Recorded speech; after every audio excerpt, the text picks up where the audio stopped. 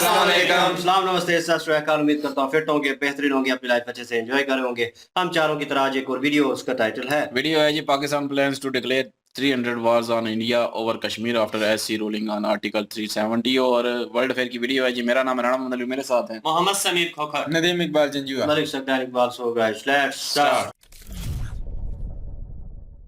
नमस्कार and I welcome you all to world affairs. मैं हूं प्रशांत धवन। नाउ रिसेंटली पाकिस्तान के जो केयर टेकर प्राइम मिनिस्टर हैं, इनकी तरफ से एक बहुत ज़्यादा अजीब सी स्टेटमेंट आई है। इन्होंने ये कहा है कि इंडिया के अगेंस्ट ये लोग 300 बार जंग लड़ने को तैयार हैं कश्मीर के इशू को लेकर। और ये इन्होंने कहा है सुप्रीम कोर्ट के रीसेंट वर्डिक्ट के बाद। यहाँ पर आप देख पाएंगे, इस पर आपको बहुत सारे आर्टिकल लिख जाएंगे आज के समय। ये लिखा है कि we are prepared for 300 battles for Kashmir. अब नंबर इन्होंने सेट कर दिया है क्या 300 के बाद 301 पे रुक जाएंगे? मतलब लिमिट है 300, क्योंकि आई मीन हर जगह आप देखोगे जो आर्टिकल्स हैं इसमें यही बात हाईलाइट करी गई है कि पाकिस्तान के केयर टेकर पीएम ने ये कहा है कि कश्मीर को लेकर तो ना अभी इंडिया से 300 बार जंग हम करेंगे। तो अब क्वेश्चन ऑब्वियसली ये आता है, by the way Pakistani media ने इसको एक्सटेंसिवली कवर किया है, यहाँ पे आप देख पाएंगे आर्टिकल्स। क्वेश्चन ये आता है कि ऑलरेडी इंडिया पाकिस्तान की 4 मेजर वॉर्स हो चुकी है, सब में पाकिस्तान को बहुत ज्यादा लॉस हुआ है। तो अब क्या मतलब इसके बाद आप कह लीजिए 296 तक इनकी लिमिट है, उसके बाद आगे नहीं लड़ेंगे? तो अगेन देखिए, जो इनकी स्टेटमेंट है ना, इससे एक बात तो ये क्लियर हो जाती है कि ओकेजनली जो पाकिस्तान की गवर्नमेंट कहती है कि हम वॉर चाहते नहीं हैं, हम अब पीसफुल तरीके से रिजॉल्व करना चाहते हैं ये इशू, ये रियलिटी नहीं है। टाइम आने पर अभी आज के समय पाकिस्तान इकोनॉमिकली बहुत वीक है, तो वॉर इनके लिए एक ऑप्शन नहीं है। जो जियोपॉलिटिक्स के समीकरण हैं वो भी इनके फेवर में नहीं है। यूएसए का इनको अंधा सपोर्ट नहीं है। नहीं तो एक टाइम था, इतिहास में आप अगर देखें तो एक टाइम था जब पाकिस्तान को इनडायरेक्टली चाइना का सपोर्ट था और डायरेक्टली यूएसए का सपोर्ट था, और तब ये लगातार वॉर करते थे अगेंस्ट इंडिया। आज के समय स्थिति कंप्लीटली ट्रांसफॉर्म हो चुकी है। बट जब इनके प्राइम मिनिस्टर्स, इनकी लीडरशिप की ये जो स्टेटमेंट है मैं सुनता हूँ, अगेन ये कोई सड़क का नेता नहीं है, कोई ऐसा नहीं है कि कोई यूट्यूब का कोई इंटरव्यू ले रहा है सड़क पे, किसी ने कह दिया कि 300 बार हम वॉर करेंगे। एक सिटिंग प्राइम मिनिस्टर कहता है कि कश्मीर के इशू को लेकर तो हम 300 बार जंग लड़ेंगे इंडिया के अगेंस्ट। इससे साफ पता लगता है कि एज ए होल कोर आप कह लीजिए पाकिस्तान का जो ये बिलीव है वो यही है कि इंडिया के साथ कॉन्स्टेंटली इनकी वॉर्स होती रहेंगी इन द फ्यूचर, एक बार ये इकोनॉमिकली रिकवर कर जाएं। और अगर आप सोच रहे हैं कि अचानक से इनके प्राइम मिनिस्टर ये बातें क्यों कह रहे हैं, वेल इसका रीजन प्रेडोमिनेटली ये है कि हाल ही में भारत के सुप्रीम कोर्ट में आपको पता होगा 5 जजेस की एक बेंच बैठी, और उस बेंच ने यूनानिमसली ये कह दिया कि आर्टिकल 370 को जो एब्रोगेट किया गया था वो सही तरीके से किया गया था। पाकिस्तान को एक उम्मीद ये थी कि इंडिया में सुप्रीम कोर्ट में जो ये केस चलेगा तो शायद वहाँ पर ये जो आर्टिकल 370 है वापस आ जाए या फिर कुछ इशू आ जाए। But supreme court of India ने कैटेगोरिकली ये कह दिया था कि आर्टिकल 370 एक टेम्परेरी प्रोविजन था, और बिल्कुल जिस तरीके से इसे एब्रोगेट किया गया है इट इज एब्सोल्युटली करेक्ट। तो इस बात को लेकर देखिए पाकिस्तान और चाइना दोनों बहुत गुस्सा है। चाइना ने अपनी तरफ से जो प्रतिक्रिया है वो भी दी है, वो भी अभी मैं आपको दिखाऊंगा। काफी उन्होंने बड़ी स्टेटमेंट्स दी है। बट पाकिस्तान के जो केयर टेकर प्राइम मिनिस्टर है, इन्होंने एक बात ये भी ऐड करी है कि वो भारत ही था जिसने कश्मीर का इशू रेज किया था सबसे पहले यूएन में। और ये बात सही है, उस वक्त हमसे एक बड़ा ब्लंडर हुआ था। जो उस वक्त की भारत की गवर्नमेंट थी, उन्होंने कश्मीर का इशू रेज कर दिया था यूएन में।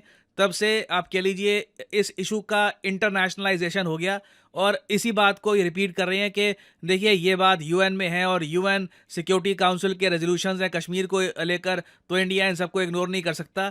और फिर आगे इन्होंने ये सब बातें कही हैं कि ह्यूमन राइट्स का इशू वहाँ पे है और पाकिस्तान कभी भूलेगा नहीं कश्मीर को। और इवेंचुअली इन्होंने ये भी कह दिया कि अभी तो 300 जंगे ये और लड़ने को तैयार हैं against India over Kashmir. China ने सीधा सीधा इंडियन सुप्रीम कोर्ट का जो वर्डिक्ट है इसे इररेलेवेंट बोल दिया, और आगे ये भी ऐड कर दिया कि जो वेस्टर्न साइड है इंडिया चाइना बॉर्डर की वो चाइना को बिलोंग करती है। इनके हिसाब से इन्होंने यहाँ पे ये बात क्लेम करी है कि लद्दाख चाइना का पार्ट है। यहाँ पे आप देख पाएंगे China says Indian court verdict on Ladakh has no relevance on its claim over the western border. और ये जो एक क्लिप है चाइनीज विदेश मंत्रालय के स्पोक्समैन की, ये भी मैं चाहता हूँ आप देखें। 中方从不承认印度单方面非法设立的所谓拉达克中央直辖区。印度国内的司法裁决并不能改变中印边界西段地区历来属于中国的客观事实。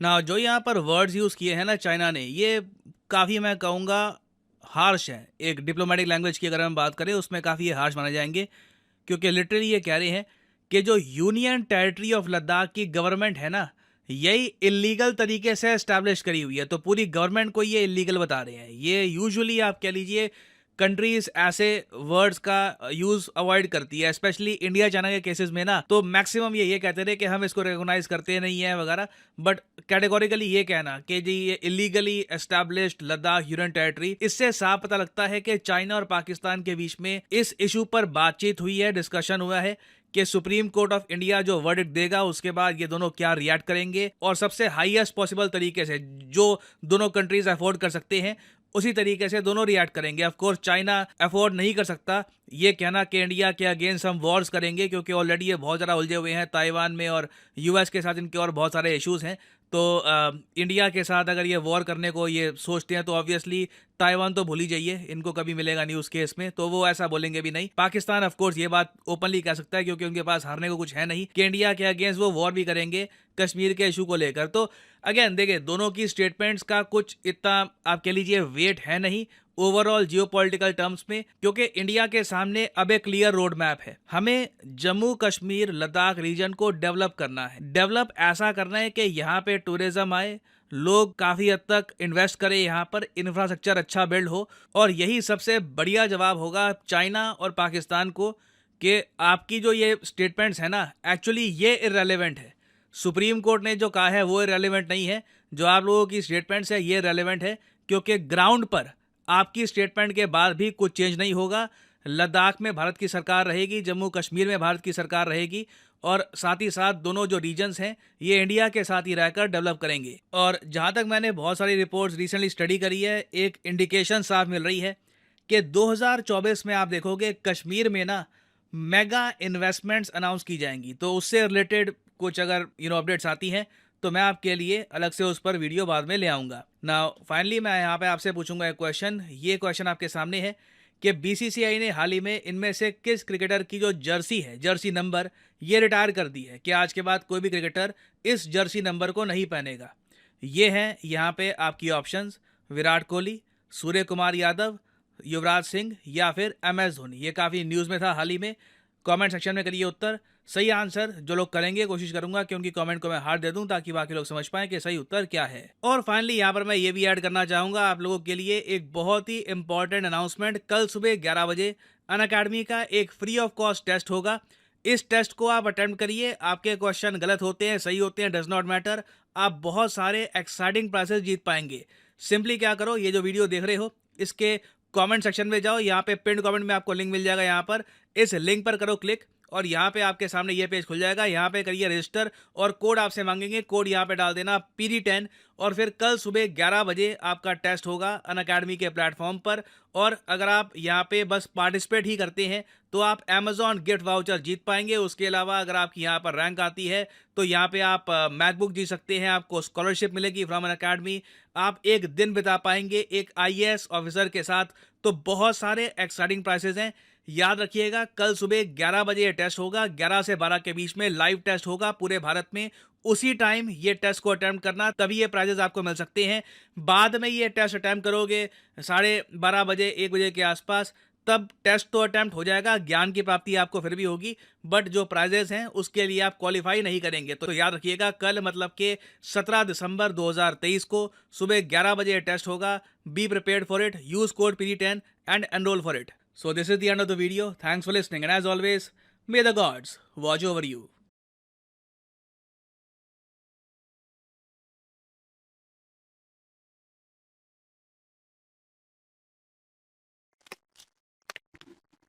जी तो हमारे जंगजू जवान आजाद जी, सबसे पहले तो मैं ये कहूँगा कि 300 वार लड़नी किसने है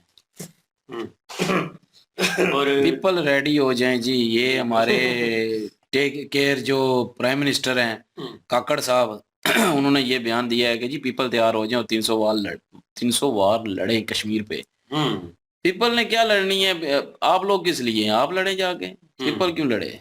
और सबसे पहली बात ये है कि किसी भी मुल्क का एक केयर टेकर प्राइम मिनिस्टर जो है इस तरह की हाँ। वो बयानात दे रहा है, यार ये कोई बात बनती जिसका है कि अपना नहीं पता, 2 महीने बाद इसने उतर जाना है, दूसरे महीने में इलेक्शन हो बिल्कुल, जाने हैं, बिल्कुल। नई हुकूमत आ जानी है, इसके बयान का क्या आपके मतलब बनता है? अक्ल की कमी। मुल्क के हालात इतने खराब चल रहे हैं कि इतने जो प्रॉब्लम्स हैं यहाँ पर, वो बेसिक प्रॉब्लम्स हैं, उन्हीं पर काम करना आप लोगों ने छोड़ा हुआ है और आप लोगों को इन चीजों की पड़ी हुई है, कश्मीर की पड़ी हुई है। आपके अपने मुल्क में जो बेरोजगारी का मसला बना हुआ है, बिजली, गैस और जो आपके पेट्रोलियम मसनूआत हैं उनकी प्रॉब्लम्स बनी हुई हैं। डॉलर आपका छलांगे लगा रहा है, इकॉनमी आपकी जीरो से भी नीचे जा रही है।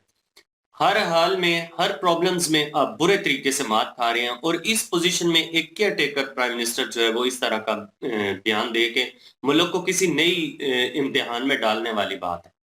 बिल्कुल, बिल्कुल, क्या बाकी उसको हैंडल करेगा? बाकी मुल्क के मुझे हालात नहीं है ना ठीक है, मुल्क के पहले ही है, पहले तो आप अपनी इकानमी ठीक करें, अपने मुल्क के हालात ठीक करें, मुल्क में रोजगार दें, सबको खुशहाल करें, उसके बाद ऐसे बयान कोई जचते भी हैं। हाँ, बाकी लड़ाई तो मुझे पता है उसके बाद भी नहीं होनी। तो बहरहाल ये है होनी कि नहीं बयान चाहिए। किस बेस पे दे रहे हैं आप? होनी लड़ाई नहीं चाहिए। बयानात का क्या है? बयानात तो उस वक्त भी इन लोगों ने बहुत ज्यादा दिए थे जब ये कर्फ्यू लगा था कश्मीर में, लॉकडाउन हुआ हाँ, था, उस तो वक्त भी कहा था हमने इन्होंने। ये नस्लकुशी करने वाला है हिंदुस्तान, हम नहीं करने देंगे, अच्छा, जब ये वो लॉकडाउन लगेगा तो हम ये कर देंगे, वो कर जो देंगे। फारूक अब्दुल्ला है, हाँ, उमर अब्दुल्ला या फारूक अब्दुल्ला है, फारूक अब्दुल्ला ने भी अब तो ठीक है, statement दे उसने दिया दिया है, उसने कहा है कि कश्मीर जाए बाढ़ में। हाँ, हाँ, वो और उसके ऊपर सुना था हमने वीडियो। हाँ, हिसाब लगा लें आगे आप। जो आप 70 जो साल से और वहां पे महबूबा लगे रहे मुफ्ती थे। ने- महबूबा मुफ्ती ने कहा जी कि हम अपना स्ट्रगल जारी रखेंगे और हम इस कोशिश को नहीं छोड़ेंगे, कश्मीर के लिए हम आवाज जरूर उठाएंगे। कश्मीरी लोग कह रहे हैं हम ठीक है, हम खुश हैं, वो कहते हैं हम कश्मीरियों के लिए आवाज उठाएंगे। नहीं, किस बेस पे लेना चाहते हैं या किस बेस पे ये जंग लड़ना चाहते हैं? वो प्रशांत भाई वो भी हंस रहे हैं बीच में कि 2096 तक, मतलब सकलैन 96 भाई तक जंग हंसने वाली रहेगी। बात है ना, जिन जिन लोगों के लिए आप दो लड़ना चार चाहते जंगें हैं, हो गई हैं ना, 296 और हैं, हाँ ना, वो 300 तब भी पूरे होंगी और ना। हैं, और बिल्कुल। 4 जंगों में ये हाल हो चुका है कि देख लिया पाकिस्तान पाकिस्तानी की अभी किस इकॉनमी नहीं, गर्क हो चुकी है। अभी भी अवाम को रियलिटी पता नहीं है। जो जंगें हुई हैं वो अभी समझ रहे हैं कि हम बड़े कामयाबी से इसको जनाब जीता है हमने, और बड़ी छलांगे मारते और हैं इस चीज़ को यकीन करें लेकर। मैं भी यही हमारी समझता था यार। बदकिस्मती है या पता कभी- नहीं क्या कभी है, समझते हमें तो थे। हाँ। जो भी वजीर आजम हमें मिल रहा है वो वजीर आजम कम और जोकर ज्यादा मिल रहा है। जोकर को तो ये मुल्क मुझे तो इतना पता है कि कतर की जंग भी हम कह देते कि हम जीते हुए हैं, लेकिन वो तो साफ नजर आ रहा है बांग्लादेश जब अलहदा हो गया तो कतर की मानते हैं कि हम हारे हैं। बाकी यार मानते हैं, लेकिन जी जी बाकी यार मैं ये कहूंगा कि बाकी ये एक पैगाम है, ये सिर्फ वजीर आजम सिर्फ एक मोहर आई है, ये पैगाम किसी और का है। इन्होंने सिर्फ उसे मतलब अपनी जुबान से मतलब लोगों तक पहुंचा दिया है ये, और पैगाम जिनका है वो भी हम जानते हैं। बाकी ये है कि लड़ने के लिए तो तैयार है, सब कुछ है, पर अगर आप सोच के आए, तारीख पे नजर डालें, तारीख हमें बताती है कि अगर इंडिया की पाकिस्तान के साथ जंग हुई है तो इसराइल ने भी साथ दिया है, रशिया ने भी साथ दिया है। और हमें सोचना चाहिए बड़े गौर व फिक्र से, कोई पाकिस्तानी देखे, कोई मुस्लिम देखे, तो उससे मेरा जरूर ये सवाल होगा कि आप हम मुझे ये जरूर बताइएगा कि हम जंग जो है ना किस बिना पे लड़ेंगे। ना तुर्की हमारे साथ खड़ा है, ना सऊदी अरब हमारे साथ खड़ा है, तुर्की ना ना अब ईरान, अमेरिका है, ना पहले अमेरिका था, अमेरिका भी, ईरान भी नहीं था। वो भी नहीं तुर्की आपके अपने इतने नुकसान कर चुके हैं कि अब वो किसी भी जंग में मुलव्वस होने के लिए तैयार ही नहीं। बिल्कुल तुर्की इसी तरह अपने ही है। पैरों पे खड़ा नहीं है अभी। हाँ। वो और- जल्जला भी आया था, उसमें भी हाँ। उसकी कमर टूटी है बहुत। तुर्की ने और- अगर साथ देना होता तो फिलिस्तीन का जरूर देना। देना था। और अगर मलेशिया की बात कीजिए, उन्होंने हमारा त्यारा रोक लिया था, वो अपने पैसे लेके लिए, हमें वो पैसे हमारे माफ करने के लिए तैयार नहीं है, वो हमारे साथ खड़ा होगा। इंडोनेशिया और कितने ज्यादा मुल्क है यार ऐसे, कोई भी पाकिस्तान के साथ नहीं खड़ा, तो जंग अब किसकी और बेस पे जिनको लड़ेंगे? हम फ्रेंड बोलते हैं, जिनको हम कहते हैं कि वो हमारे पक्की पक्की दोस्ती हैं, उनके साथ हमने दोगलापन कर दिया, तो वो भी हमसे जान छुड़वा रही है जान चाइना छुड़वा वाले। नहीं, अगर नहीं, इस मामले में नहीं जान छुड़ाएंगे। इसमें नहीं छुड़ाएंगे। और अगर मेरे ख्याल में और चीज है ये, मतलब ये कि इस आप मामले में इंडिया नहीं पाकिस्तान छुड़ाएंगे। कर रहे हैं ना जंग का, तो यहाँ पे बनता नहीं है। हाँ, जंग होनी नहीं चाहिए, पहली बात। नहीं सेकंड होनी थिंग, चाहिए यार, नहीं होनी चाहिए। अगर कर रहा है तो वो करेगा, अगर चाइना वो कर सकता है, हम ठीक तो- है। इंडिया और चाइना का जोड़ बनता है कहीं ना कहीं, और लेकिन इंडिया पाकिस्तान यार अपने आप को नहीं संभाल पा रहा है इतने हाँ। अरसे में, ठीक है। और पीयूके के जिन लोगों के लिए लड़ना है, असल में जोक मुझे यहाँ पे लगता है, जिन लोगों के लिए लड़ना चाहते हैं वो कहते हैं कि साड़ी जान छोड़ो भाई, सानू बख्शो।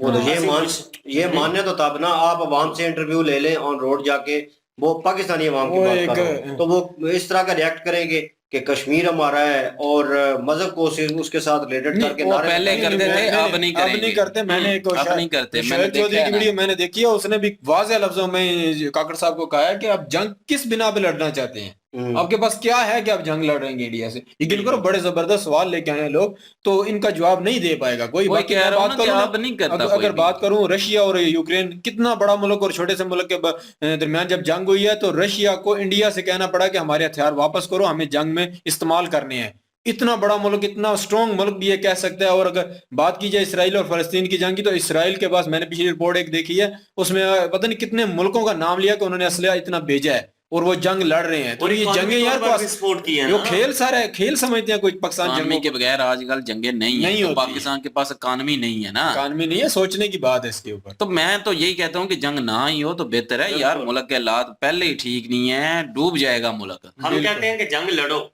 भूख और प्यास से लड़ो, बिल्कुल। बेरोजगारी से लड़ो, महंगाई से लड़ो। इस मैदान में जंग लड़ो कि इंडिया 5वें नंबर पर आ गया और हमने चौथे नंबर पर आना है। तो ये तो हाँ। फिर तो इस तरह तो मजा है। जंग तो ये हो भाई गया, 10 नंबरों में भी 10वें नंबर पे भी आ जाए ना तब पाकिस्तान, भी हम समझे कि अरे पे खुश मतलब हुई कि यार। अगर इंडिया के साथ जंग लड़नी है, इनकी बात बिल्कुल ठीक है कि वो 5वें नंबर पे हैं अभी, हाँ। इकानमी उनकी 5वें नंबर पे पहुंची हुई है, तो हमें चाहिए कि हम चौथे नंबर पे आने की कोशिश करें, उसकी जंग लड़ें। स्ट्रगल आप करें। इस बात पे कमेंट्स में मत हंसिएगा, क्योंकि स्ट्रगल कर रहा होता है जो बंदा, इस वक्त हमारा मुल्क स्ट्रगल कर रहा है, तो हमें भी वो चीज नजर आ रही हो, तो हम एक कोशिश को सराह रहे हैं। मैं कह रहा हूँ कि कोशिश करें, कंपटीशन जो होता है ना, इन चीजों में करें, वो इन चीजों में जंग किसी करें। और वो जैसे मोदी सरकार ने कहा था हाँ, कि आओ गरीबी से लड़ते हैं, हाँ, आओ ये करप्शन से लड़ते हैं, टेररिज्म से लड़ते हैं, बिल्कुल ठीक है, वो वाली जंग करें। ये तो हमारे सियासतदानों में बोला था, लेकिन वो लड़े जो हैं अवाम से लड़े हैं। और हमारे उल्टा था। सियासतदान तो लेकिन पैसे के भूखे हैं, जितने भी सियासतदान हैं, हमारे बस अपनी प्रॉपर्टी, अपनी जेब भर जाए, वहां खड्डे में जाए, में जहन्नम में जाए, उनको कोई परवाह नहीं अवाम की। तो अवाम को खुद ही अपना सोचना पड़ता है यहाँ पे। अवाम कहीं ना कहीं गलती कर रही है ना, अवाम की इंटरव्यू ले या ईरान बात करें तो जैसे वो भी कंट्री आगे ने- से यही कहते हैं ईरान कि जैसे यार खैर कंट्री सल्ला ने है। सऊदी अरब के साथ अपने मामला ठीक कर लिए और सऊदी अरब के लिए एंट्री फ्री कर दी है अपने वीजे की। इंडिया के लिए भी कर दी है। ईरान ने कर दी है यार। हाँ, ईरान ने इंडिया के लिए कर दी है, पाकिस्तान कितने बड़े ने बड़े ये- मसले- इंडिया के लिए कर दिया और पाकिस्तान पर बैन लगा दिया। यही तो मुझे समझ नहीं आती कि हमारे जितने भी ये सो कॉल्ड इस्लामिक ब्रदरहुड बनते हैं, तो वो हमें जो है बैन करते हैं किस वजह से? कुछ सोचने वाली बात है ना। इंडिया जिसको हम सारे कहते हैं कि जी वो काफर मुल्क है, सीधी बात कर रहा हूं, जिसको हम सब कहते हैं, ठीक है, लेकिन उसका ईरान के साथ, सऊदीया के साथ, मलेशिया के साथ तलकात बेहतर होते जा रहे हैं, एंट्री फ्री होती जा रही है, ईरान की तो स्टेटमेंट हमारी बैन होते जा रहे हैं। आपके सोचने वाली बात आपके है। पाकिस्तानी ईरान अवाम ने ने- तुर्की में जाके क्या किया था वो भी पता होना चाहिए वो भी ना। पता होना चाहिए। और मैं ईरान वही ने तो जो कह रहा हूँ ना, वो बयान दिया है- सोचने वाली बात है ना। ईरान ने जो शर्म वाली बात है, बयान यकीन ईरान ने मानो। बयान दिया है, ईरान ने रिएक्ट किया है इस बात पर। उन्होंने कहा है कि ये इबादत के बहाने आती हैं, ज़ियारतें करनी आती हैं, आगे निकल तो जाते ये हैं दो नंबरी उसमें कर जाती हैं, इबादतों की लालच में हमें दे करके हम इबादत करने आए हैं, तो ये उस वक्त भी दो नंबरी करने से बाज नहीं आते। तो वैसे ही अगर इनको वीजा देंगे तो फिर कितने यार। दो कितने यूनान जाते हैं, पहले ईरान जाते हैं, ईरान से तुर्की, तुर्की से आगे, हाँ, ये एक शिफ्टिंग एरिया बना हुआ स्टेप बाय स्टेप। तो बहाने जाते हैं जी हम जियारतें करने जा रहे हैं। जियारत का वीजा लगता है ईरान का, इनका ईरान इराक का, असल में जियारत किसी और चीज की होनी तो होती आगे निकलते हैं। तो फिर वो तो बैन तो लगेगा ना यार।